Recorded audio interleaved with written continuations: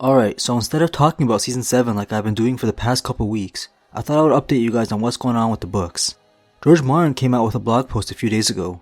While book fans are waiting for the Winds of Winter update, we got some news on other stories. The Book of Swords has been scheduled for release on October 10th and is already available for pre-order. The Book of Swords is an anthology with a bunch of stories by different authors packed into one book. The story George Martin provided is called The Sons of the Dragon. He describes it as a chronicle of the reigns of Aegon the Conqueror's two sons, Aenys Targaryen and Maegor the Cruel, for those who cannot get enough of my entirely fake histories of Westeros. That one has never been published before in any form, though I did read it at a couple of cons.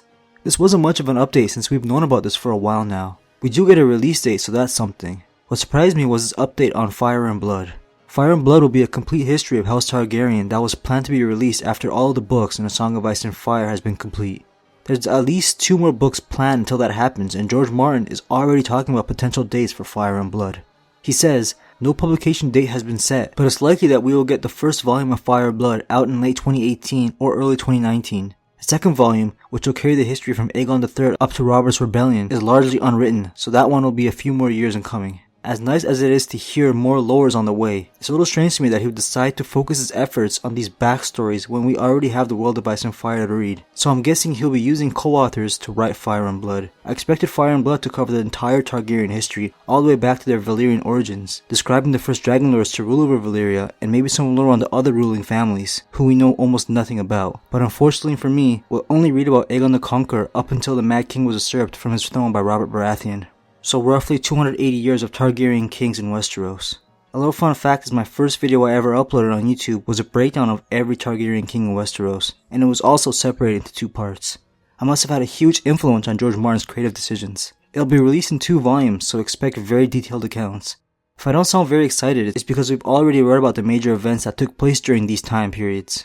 If I wasn't so invested into this series, I probably would just stick with reading The World of Ice and Fire because I'm a sucker for artwork, and that book is filled with it. So unless George Martin surprises us and makes me look stupid, expect the Fire and Blood volumes to fill in a few blanks here and there, and expanding on the Targaryen chapter in the World of Ice and Fire. My guess is there's probably so much content on the past Targaryens already written and archived just to help George Martin write the A Song of Ice and Fire series.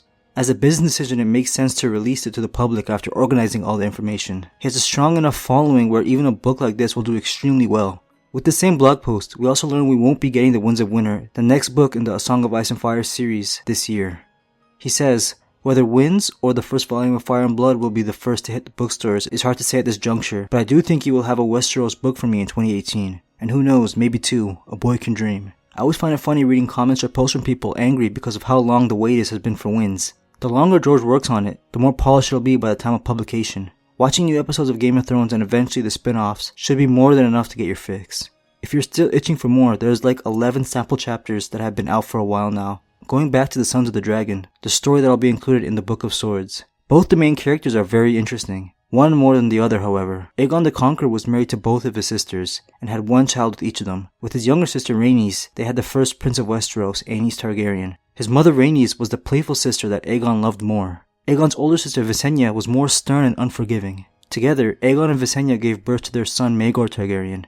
Aenys and Maegor share a lot of traits with their mothers, but vastly exaggerated. Aenys, like his mother, was slender, likable, and appreciated art. Maegor, on the other hand, was more of a warrior like his mother. Both him and his mom were brutal, but Maegor was on a whole different level of cruelty. He was nicknamed Maegor the Cruel. They would both rule as kings even though Maegor was not the rightful heir after his half-brother's death. Neither lived very long lives. They both died in their 30s, so I'm not sure how much new information will be in the Sons of the Dragon.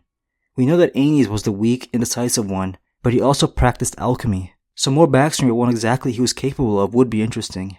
As for Maegor, I hope we see a different side to his character. We know about the cruel and insane things that he did, like have all the people who worked on building the Red Keep killed, so the secret tunnels and passages would remain a secret. But we don't know much else. He was exiled in Lys for a while, so maybe learning what he was doing out there would be cool. I won't go too in depth with them since I'll be making a video on their story in October, after I've had the chance to read it. The Sons of the Dragon will also be a part of Fire and Blood, along with other Targaryen stories that have already been released. The 4 confirmed texts that will be included in Fire and Blood are The Sons of the Dragon, Heirs of the Dragon, The Dying Dragons, and Aftermath, The Boy King and His Regents.